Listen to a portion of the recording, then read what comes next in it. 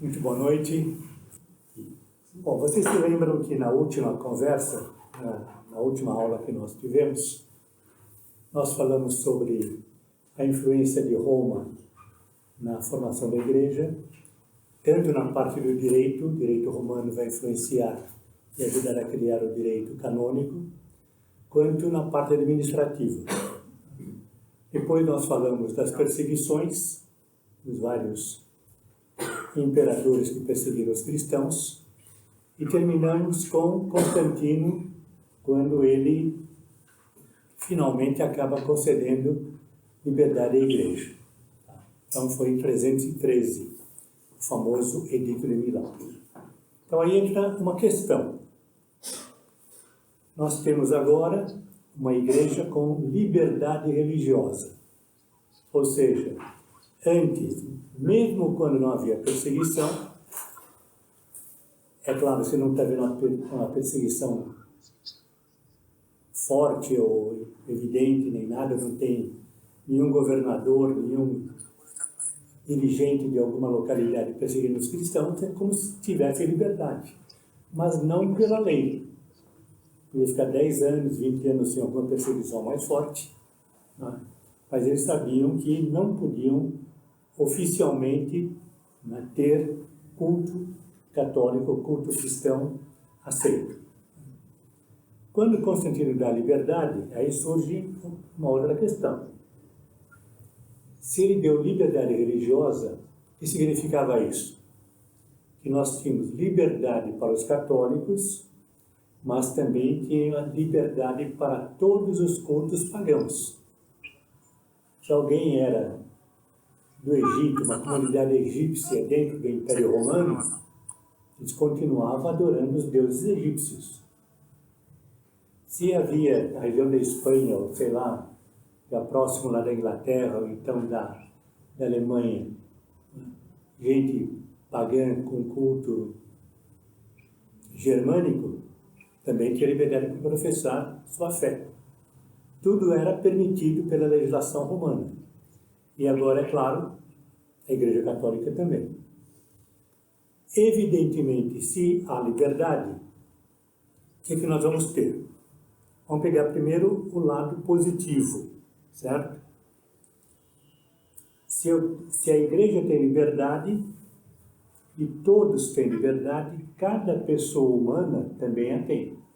Então eu, Walter, qualquer um de vocês, se lá morasse naquele tempo, teria liberdade para procurar no vizinho, convidá-lo para uma cerimônia religiosa, né? Tentar fazer catequese com ele, prepará-lo para o batismo, explicar para os mistérios da fé cristã, enfim, evangelizar, ok? Então, essa liberdade, até hoje nós sabemos, a igreja preza muito, porque Deus criou cada ser humano livre. Nós temos uma liberdade de consciência, temos uma liberdade interna, né, pela qual nós procuramos a verdade e chegamos à verdade e a amamos. Hoje em dia também tem uma questão, entende-se mal o que é liberdade. Então, liberdade não é eu escolher qualquer coisa, não é eu fazer qualquer coisa. A liberdade existe para nós escolhermos o bem.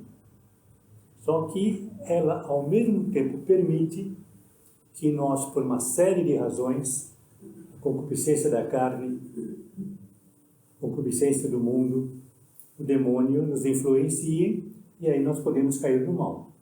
Ok?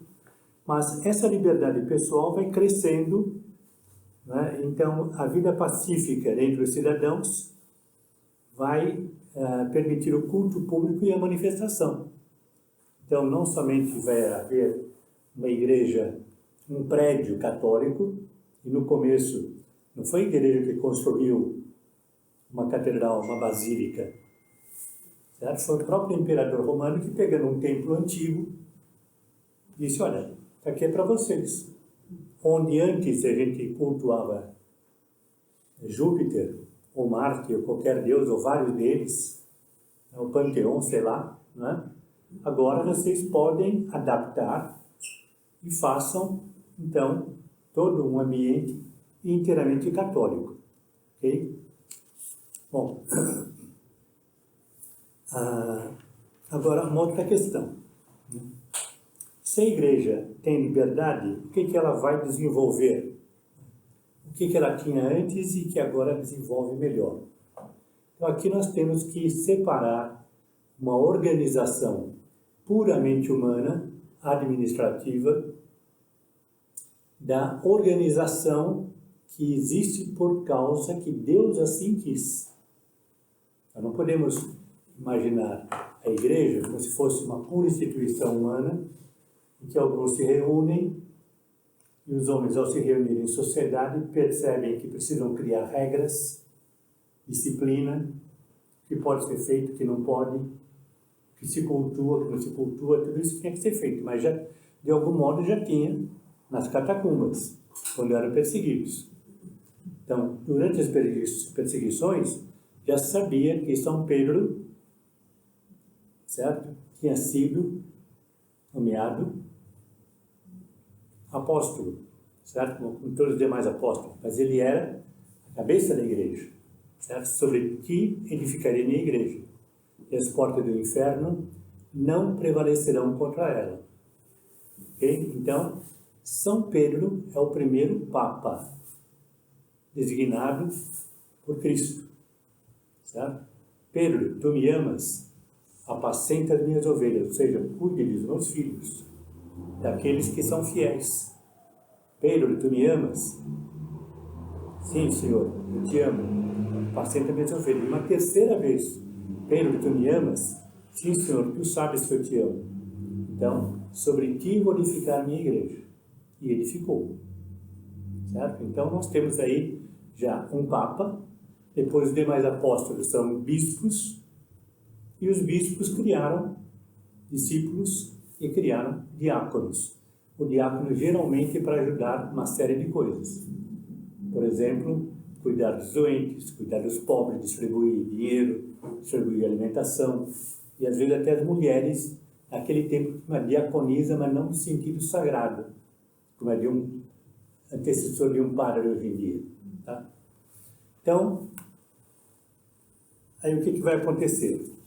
A Igreja Liberdade, ela define a sua estrutura bem claramente. Então, ela percebe que os romanos tinham uma excepcional maneira de organizar o império, que era enorme, imenso, talvez o maior do mundo até aquela época. E então, fala, como é que eles distribuem, como é que eles colocam os governadores? Então, imitaram. Ou seja, onde há, digamos, um governador, vou colocar uma sede apostólica, uma basílica, ok? Para facilitar a ação pastoral, né? Então, a igreja se adapta à divisão por província do Império Romano e põe o bispo no local. Okay? Então, aí já tinha sucessores dos primeiros apóstolos, na hora que tem, vamos supor, no final do Império, do século IV, de acordo com alguns, já havia mais de 120 dioceses, e de acordo com outros que eu vi, chegava, alguns falam que é de 120, 150 a 400. Então já era bem espalhado em todo o Império Romano. Pois bem, nesse tempo, quando a igreja está em liberdade, surge uma divisão entre Ocidente e Oriente. Ou seja, o imperador, né, resolve fazer essa divisão no final do século IV, né, e a igreja vai ter que se sujeitar a essa divisão. Só que, na parte oriental, Constantinopla, que era muito bem organizada, havia os chamados patriarcas, como até hoje, patriarca de Constantinopla, patriarca de Moscou, vários patriarcas da Pérsia, por exemplo, né? Vários outros lugares, ok? E a capital do Império Romano do Oriente era Constantinopla. Mas a capital do Império Romano do Ocidente, curiosamente, não foi Roma.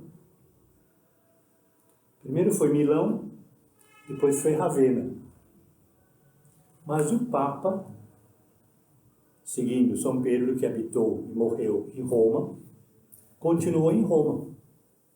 Então, Roma continuou sendo a maior cidade do Império, certo? O centro administrativo, como eu falei, primeiro foi Milão, depois Ravenna. Ok? Bom,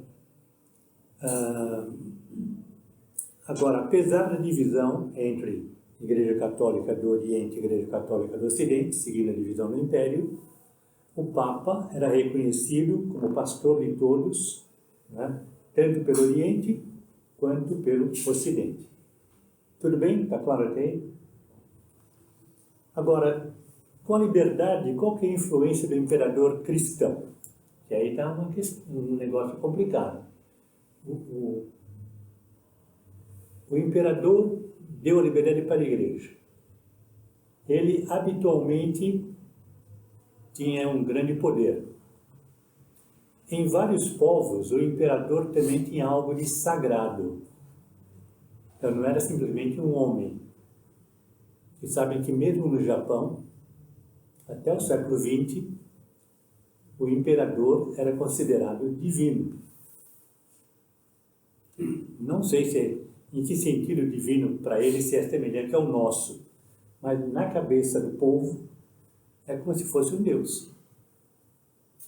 Eu me lembro quando o imperador, que foi Hirohito, faleceu, uma emissora de TV, foi na Liberdade, começou a conversar com algumas pessoas, parou diante de uma senhora, certamente uma Nisei, ou talvez seja uma japonesa, né? Sei lá. Então perguntou para ela: a senhora viu, o imperador morreu? Falou: estou muito triste, muito triste. Falou: muito bem. E para a senhora, quem era o imperador? Ela respondeu: para mim, ele era Deus. Agora vejam, ela falou isso por volta de 1960, não lembro mais que ano que ele faleceu. Mas em 45, quando os americanos ganharam a guerra do Japão, eles obrigaram o imperador japonês a ir a uma rádio e declarar a todo o seu povo que ele não era Deus. Ele declarou, mas acho que o povo não acreditou muito. Até americano que mandou ele falar, entendeu? E pronto. Tá? Agora, com o tempo, certamente foram vendo que não era. Mas mesmo assim tem algo de sagrado. Então, assim, naquela época, agora, por ter esse lado, digamos, também sacral, sagrado, ele tem poder. O poder vem de Deus, porque Cristo falou, né, na hora da sua paixão, para Pilatos. Quando Pilatos fala assim: você não me responde? Você não sabe que eu tenho poder de vida e de morte sobre você? Cristo fala: em verdade vos digo que nenhum poder você teria se não te fosse dado do alto. Então, está de acordo com a doutrina católica de sempre que o poder temporal também vem de Deus. Mas não vem do povo, tá? A Constituição que vem do povo, tá bom? A Constituição é a Constituição, ela é uma Constituição iluminista, que separa a religião da vida, né, o Estado da vida religiosa, né, o laicismo que eles criaram, certo? A nossa Constituição ainda, com muita briga, colocou lá que ela era criada sob a proteção de Deus, mas não queriam colocar isso, né? Mas, mesmo assim, a igreja fica um pouco de lado, né? Pode influenciar como qualquer outro pode influenciar, mas a igreja não pode chegar e dizer: olha, você não pode fazer isso aqui. Senhor Moraes, senhor Fachin, senhora, né, ministra, senhora Carmen Lúcia, a senhora não pode dizer que o aborto de anencéfalos é permitido. O anencéfalo não é que ele não tem cérebro, ele está faltando uma parte do cérebro, ele pode viver um pouco ainda. Então não tem por que matá-lo. Né? Não. Até escrito na Constituição que a vida é um direito humano. Não, mas aqui ele não é cidadão ainda. Então mata. Né? Muito bem, voltando aqui, o imperador, o que vai acontecer? Ele vai ter uma influência, né? Ele vai ser, mais tarde, quando a igreja é declarada oficial do Império, então se passam entre 313 até 380, vai ser 81 mais ou menos, são quase 70 anos. Então aí é um passo adiante. O imperador Teodósio declara que a igreja é a única legítima religião do Império. Aí complicou para os pagãos, certo? Também devem ter sido tolerados, não dá para acabar com aquilo da noite para o dia, né? Certo? Mas eles já não tinham a liberdade de, vamos supor, criar um novo templo. Aí não pode mais, certo? Então a igreja ficando oficial, o imperador também se coloca como defensor da igreja e promotor da ordem cristã na sociedade. Ele vai impor uma ordem, mas não é uma ordem qualquer, como a do Império Romano, ou do Império Japonês, do Império Persa, ou das tribos, dos reinos germânicos e vikings. Certo? É um reino, certo? É uma sociedade que é voltada para o espiritual, que está ligada ao fim último do homem. E isso levou o imperador, por um lado, a ter esses aspectos bons, mas, por outro lado, ele começa a ter uma excessiva participação nos assuntos próprios da igreja. Então, aquilo que é mais próprio do bispo e do papa, ele começou a sentar, não, quero ouvir também, e começa a dar palpite, não? É isso, como se fosse teólogo. E ele não era. É claro que ele é assessorado, certo? Mas ele não era. Então, aí como vão começar a existir abusos de poder, ok? Bom, finalmente, um outro ponto, a igreja se expande. Se expande para onde? Para todo o Império Romano. Então, o Império Romano vai, vamos supor, até a parte aí que tem hoje em dia Líbano, certo? Irã, Iraque, essa região toda. Grécia, vai para o Ocidente, né? Na África, vai até Marrocos de hoje. Se vai para a Europa, pega da Grécia até Portugal e Espanha de hoje, atravessando o mar, as Ilhas Britânicas, indo na direção dos germânicos, o que seria mais ou menos a Alemanha de hoje. Então é imenso. Tá? Por isso que, como o mar entre a Europa e a África, toda ela em volta é romana, nos mapas os romanos escrevem Mare Nostrum, nosso mar. Okay? E era verdade, é o mar dele. Para qualquer lado que você fosse, era o Império Romano. Okay? Mas a liberdade, então, da igreja, a fé vai se expandindo para vários lugares. A Armênia, já chega com certos episcopais, na África, especialmente na Etiópia, né? E chega até, imagine, né? Até o século IV ou V, chega até a Índia. Aliás, não é uma coisa provada propriamente historicamente, mas tem muita notícia de que realmente São Tomé, apóstolo, chegou à Índia. Eu tenho um amigo meu, falecido, infelizmente, doutor em História, cuja tese de doutorado dele na USP foi São Tomé, na Índia. Então é claro que ele conseguiu toda a papelada que era razoável para provar isso daí. Não sei se provou, quer dizer, né? Ainda hoje se discute até que ponto é verdadeiro ou não, mas a tradição cristã é que chegamos até a Índia. Tá? Bom, isso vai provocar também, com essa liberdade toda, né? E essa expansão, a liberdade, a nova vida dos cristãos. Então, essa liberdade vai dar para os cristãos uma vida melhor, é óbvio, você tem liberdade, a vida fica mais fácil para mim, né? Você tem mais meios, mais possibilidades. Todos os cristãos que tinham perdido terra, gente rica, poderosa, até da família imperial, recuperaram todos esses bens. E é claro que se eles ficaram cristãos de verdade com toda a mentalidade católica, começaram a pegar propriedades imensas que tinham e ajudar para fazer o quê? Hospitais, igrejas, asilos, tudo que você possa imaginar. Cada um de acordo com seus meios e sua generosidade e a graça que recebeu. Uns mais, outros menos. Outro ponto importante é o seguinte: a propagação cristã não é só dos apóstolos e dos discípulos, mas como é próprio de quando você ama uma causa, no caso aqui a causa católica, que essa expansão vai se dando por todo mundo. É como vários de vocês aqui, né? Ela é catequista, ela me falou.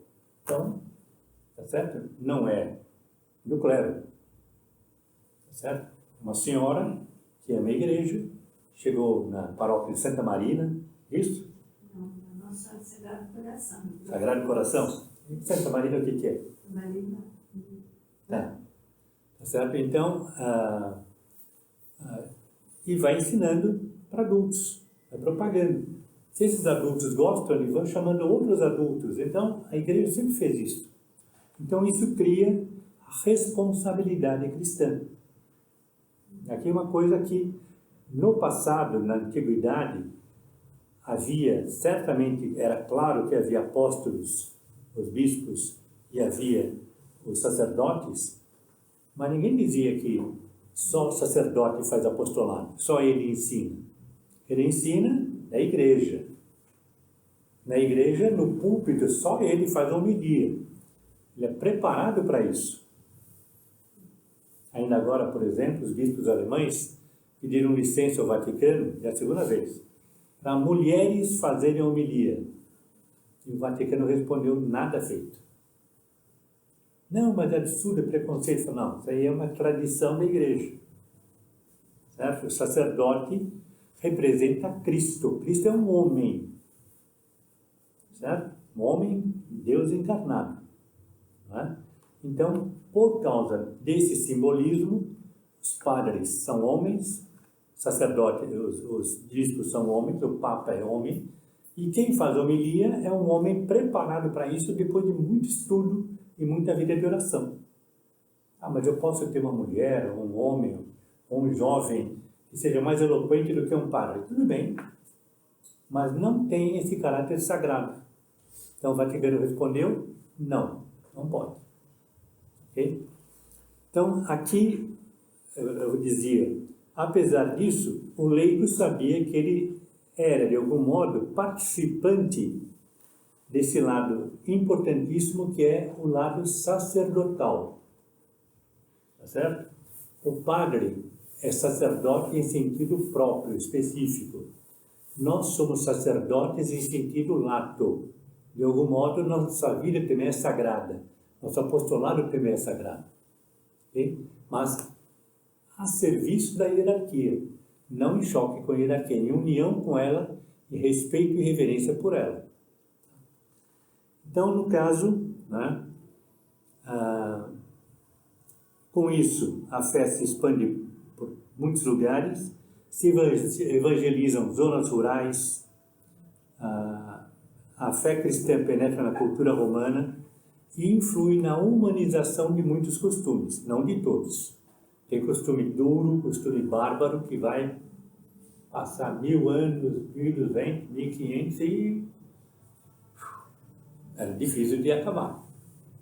Certo? Mesmo imperadores cristãos de 1500, 1600 tinham penas de morte muito duras. Né? Assim, meio bárbaras mesmo. Né? Tiradentes que eu digo. Né? Certo? E o imperador de Portugal era católico. Né?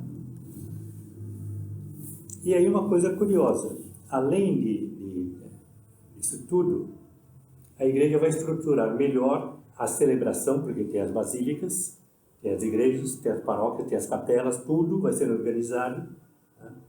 E aí se fala onde pode ter casamento, onde pode ter crisma, quem é que faz o crisma, quem faz o batismo, quem faz isso, quem faz aquilo. Tudo vai sendo organizado. Quem distribui a Eucaristia, se alguém, mesmo uma criança como São Tarcísio, pode levar a Sagrada Eucaristia para alguém que está na arena, que vai morrer no dia seguinte. Tudo isso foi estabelecido dentro da igreja, antes e depois. Tá? E, finalmente, se organiza o ano litúrgico. O ano litúrgico se estabelece, se estrutura baseado nas duas principais festas. A mais importante é a Páscoa. A principal não é Natal, não. A principal é a Páscoa, porque é a vitória de Cristo pela redenção, quando ele paga o pecado original. No Natal, ele nasce para uma missão, que é finalmente chegar à redenção. Certo? Então, primeira grande festa, Páscoa. Segunda grande festa, Natal. E todas as demais festas que são feitas, ou começaram a ser feitas, em honra dos mártires, em honra dos apóstolos, né?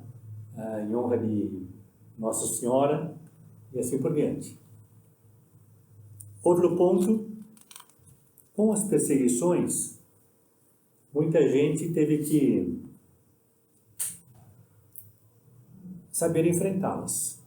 Algumas pessoas tentaram ir para lugares mais longínquos para não terem o perigo de serem mortas. Mas era uma vila, uma aldeia, etc. Mas às vezes até lá elas eram alcançadas. Então, houve dois problemas. Primeiro, com o tempo, Roma foi decaindo. E a imoralidade nos povos, tanto nos romanos quanto nos povos dominados pelos romanos, foi aumentando. Porque aquele equilíbrio do imperador romano no tempo da República, no final da República e começo do Império, foi se dissolvendo. Tá? É claro que é um processo longo. Entre o apogeu de Roma na República até a queda são mais de 500, 600 anos. Então é um processo. Tá certo? Nós, por exemplo, nós mais velhos, vamos por eu, né, que sou o decano aqui entre vocês, né, eu sei como é que era o mundo em 1958, quando eu tinha 11 anos, e o que é hoje. Certo? Então, moralmente já tinha muita bobagem no meu tempo, mas na televisão, na rádio, na educação das pessoas nos lugares públicos, você não via, por exemplo, palavrão no lugar público. Quando chegava numa escola, numa sala de aula, e grita palavrão à vontade. Isso não existia. Certo? Você não via um namoro como o ficar de hoje em dia, que é na primeira vez. Não existia também. Ah, mas eu conheço o caso, tá bom? Mas não era público, era meio escondido. No geral, a moça tinha que ter uma postura diante das pessoas. Tinha que ter uma ideia de honra e respeito por ela mesma. Então, aqui com a decadência do Império, o que acontece? Alguns ficam meio angustiados, como hoje, tem gente que fica, o que eu faço? Esse mundo está péssimo, né? E quer como se viver numa bolha. Naquela época, não tinha bolha. Então, a pessoa falava, especialmente os homens, né?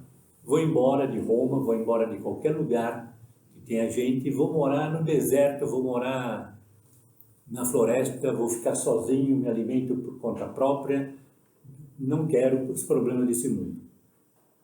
São os primeiros eremitas. Eremo é um lugar, eremo. A gente fala até a palavra ermo. Né? E eles estão sozinhos. A primeira vez que eu ouvi falar em alguém que tivesse abandonado a cidade para morar num lugar longínquo, foi quando, com 11 anos, eu li História do Mundo para Criança, do Monteiro Lobato. Né? O Monteiro Lobato, ele é, digamos, escreve muito bem, é muito agradável, eu gostei muito quando li o livro, mas mesmo lendo o livro e não ter formação nenhuma, eu lembro de uma frase até hoje. Imagine só, eu li com 11 anos.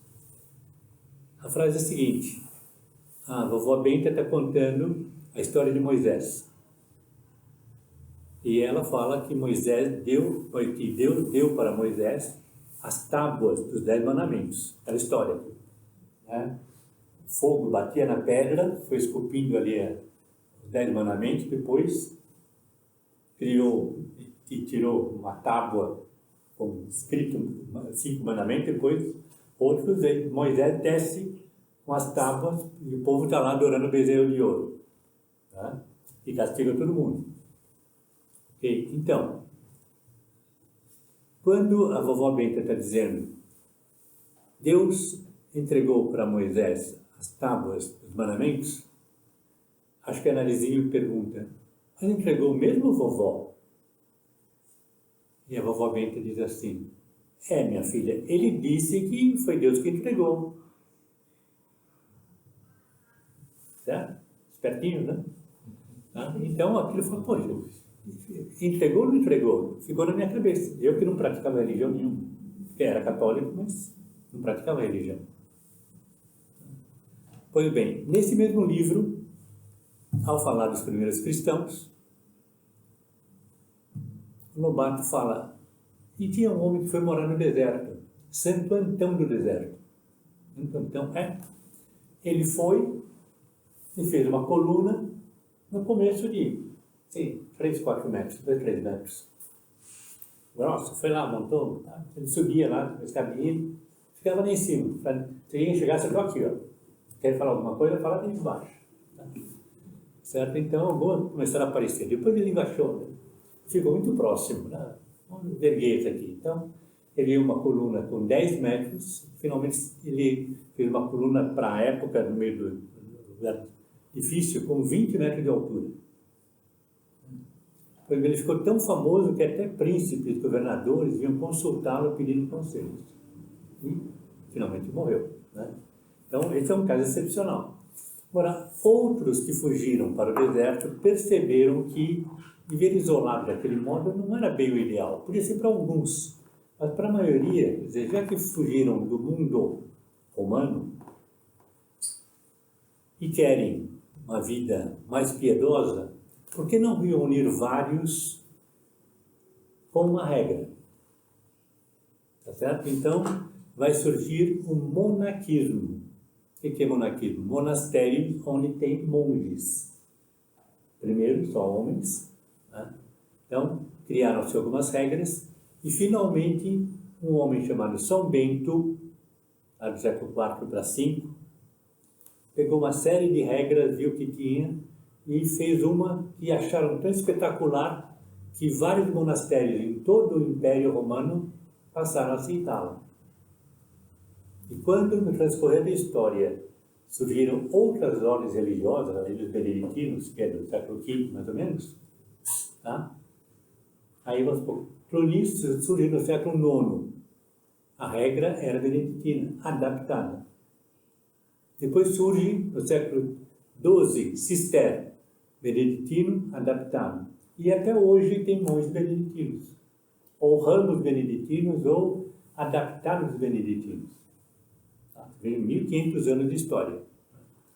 Isso vai ajudar muitíssimo, porque todo esse pessoal vai ter uma grande influência na parte de vizinhança. Eles oravam e trabalhavam, que é o lema de São Bento, né? E trabalhavam onde? Na agricultura do monastério, a área em volta ou dentro, né? E depois na pecuária que eles iam cuidando. Quando foram aprendendo muito, que eram pessoas muito dedicadas, sérias e tudo mais, foram criando bebidas, licores, e eles foram ensinando os camponeses técnicas agrícolas. A gente vai ver depois como isso vai ajudar muito na Idade Média. Finalmente, a liberdade religiosa vai ter a construção de templos. Se constroem, ou primeiro tem as primeiras basílicas cristãs que nós temos, lá São João de Ladrão, por exemplo, né? Que é a matriz, né, da igreja, que era uma antiga basílica romana, certo? E então ali tem a liturgia e somente eram considerados como lugares sagrados os lugares onde repousavam as relíquias dos mártires. Diz que até hoje, qualquer igreja que exista, se tem um altar, no altar tem que ter uma relíquia de um mártir. De um mártir não, de um santo. Toda igreja. Certo? Então, se você tem uma capela na minha casa, é só uma capela particular, eu posso ser com bispos, eu posso ter, conforme seja, sei lá, minha família, ou se eu moro numa fazenda, não sei, se eu posso ter o sacrário. O bispo vai ver se pode ou não pode, mas a missa, né, o meu altar, se eu fizer um altar, não é altar com relíquias, tá? É uma coisa particular, ok?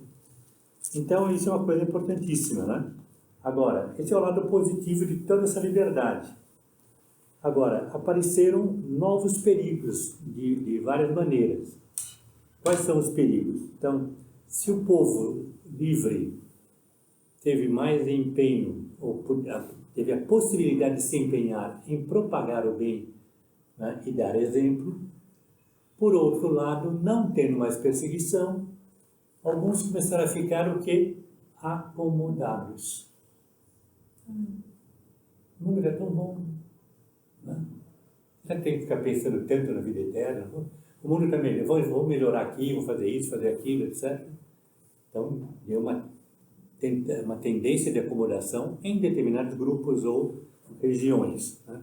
Mas o mais importante é que, mais importante não, um ponto também que temos que levar em conta, né, é que, do ponto de vista da política e das relações entre o Estado e a Igreja, nós tivemos dois perigos. Eu falei para vocês que os imperadores começaram a querer participar dos concílios e exigir determinada coisa e assim por diante. Por exemplo, quando no primeiro concílio de Nicéia se discutia muito se Cristo era Deus, não era Deus, como é que era, como é que não era, etc., o imperador, né, meio irritado, falou assim: mas você fica discutindo tudo isso daí, né? Tá bom assim, tá discutindo palavrinha aqui, palavrinha ali. Não era palavrinha ali, palavrinha aqui. É que a filosofia católica, a teologia católica foi vendo que era importante ter palavras muito bem colocadas para explicar de forma mais perfeito possível, mais adequado possível, o ensinamento católico de um mistério. Porque aquilo que não é mistério é muito fácil. Mas nem tanto, né? Porque, vamos supor, direito não é mistério. E a pessoa briga, né? Na filosofia não é mistério, é coisa humana. E briga assim, não foi isso que ele disse, não, é tal outra coisa. As interpretações divergem. Agora imagine se a teologia não tem um vocabulário muito adequado. Complica ainda mais. Certo? Então, o perigo do imperador mandar demais passou a ser chamado de cesaropapismo. Onde que ele teve mais força, mais influência? Não em Roma, porque os papas sempre procuraram limitar o poder do imperador. Mas, entre os orientais, o imperador ficava quase em rivalidade com o próprio bispo ou patriarca, quase em igualdade de condições. Um amigo meu de 84 anos, outro dia, hoje é sábado passado, foi em casa, deu lá uma pequena, conversou lá com 5 amigos meus, Itaquera, dos anos 60, Evandro e companhia, né? Explicando, né, o que ele viu nos países que ele visitou quando eram ainda comunistas. Rússia, ele esteve na Rússia, na Lituânia, né, vários outros. Ele fez apostolado lá. E conseguiu que a TV soviética passasse a transmissão de uma celebração do Papa no Vaticano, durante o regime comunista. Já estava acabando. Né? Já estava meio... Vai cair. Ele conseguiu. Mas ele falando, conversando com os ortodoxos, é complicado, porque na cabeça dos ortodoxos, ele fala assim, bispo ortodoxo é assim, quem é o governo? A gente apoia. Pode ser a Catarina II da Rússia, pode ser, certo? O governo russo comunista, pode ser o Yeltsin, pode ser agora o Putin, está sempre do lado do governo, a união.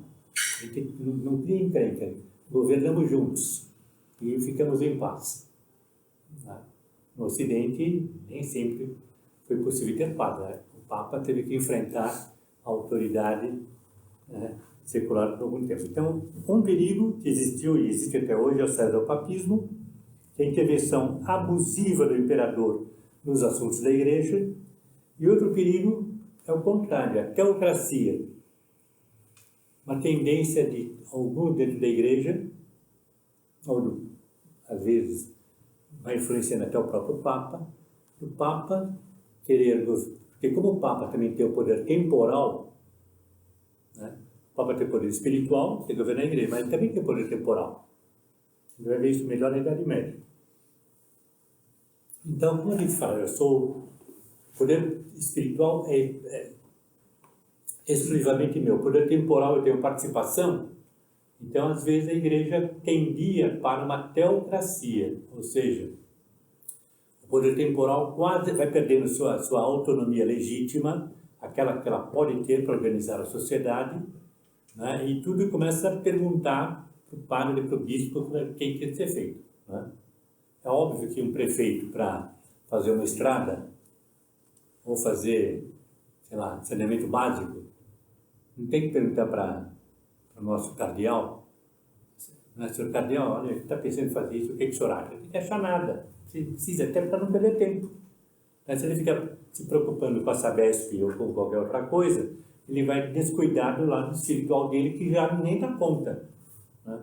Então, esse foi um outro perigo, tá bom?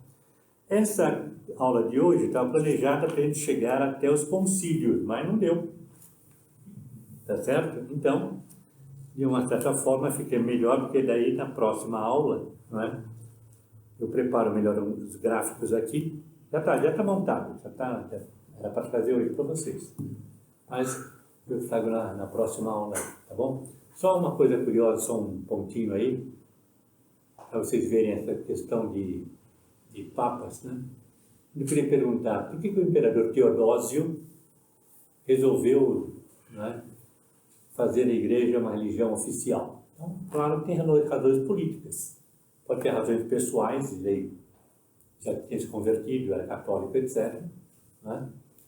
Mas tem razões políticas, administrativas, que é útil ter uma igreja única, com só pensamento, fica mais fácil você governar, porque qualquer problema você fala com a autoridade espiritual, opa, pessoal, vocês estão pisando na bola, ó. O imperador está, né, perguntando para mim o que eles estão fazendo. Então, por favor, mantenham-se como bons cidadãos, como bons súditos. Okay? Pois bem, o imperador Teodósio, numa certa ocasião, entrou numa briga e fez uma matança enorme. Matou, nem lembro quantas pessoas, foram 200, 900 pessoas, não lembro mais o número de pessoas que ele trucidou. Bom, aí, depois de algum tempo, ele vai entrar na igreja. Ia entrar na igreja. Na porta está Santo Ambrósio. Fala para ele, não. O senhor cometeu um ato bárbaro. O senhor cometeu um ato criminoso, indigno de um imperador cristão. O senhor tem que fazer penitência. Vocês sabem que a penitência na antiguidade, quando se arrependia de seus pecados, não era só, bom, aqui minha culpa, minha máxima culpa que virou grande, né? Minha máxima culpa, tá certo? É uma série de simbolismos. Comparece em frente à igreja, não entra, fica ajoelhado, todas as missas durante, sei lá, durante um mês você vai ficar todas as missas de joelhos aqui, vestido de saco, estopa, rasgada, corta os cabelos, põe cinza na cabeça, e na hora que as pessoas passarem, você faz uma reverência e fala que é pecador. Pão e água. O imperador fez a penitência. Veja a diferença que aconteceu no papismo. E aqui no caso, Santo Ambrósio, que nem era papa, certo? Ele simplesmente era um bispo do local, né? E tinha força para impor uma penitência dessas. Então, Esses casinhos são muito bonitos. Eu ia contar também aqui na aula de hoje algumas coisas sobre alguns santos desse período, mas depois eu vi que pelo esquema que eu vou seguir, se eu desse essa aula inteira hoje, a próxima seria sobre os 4 grandes santos do Ocidente, os 4 grandes santos do Oriente, certo? Que são famosos na história da igreja, tá? Mas vai ficar para depois, certo? Aí eu conto um pouquinho mais da vida de cada um, fica menos esquema, a aula fica menos esquemática, e eu vou dando mais exemplos de coisas muito bonitas que eles fizeram. Tudo bem?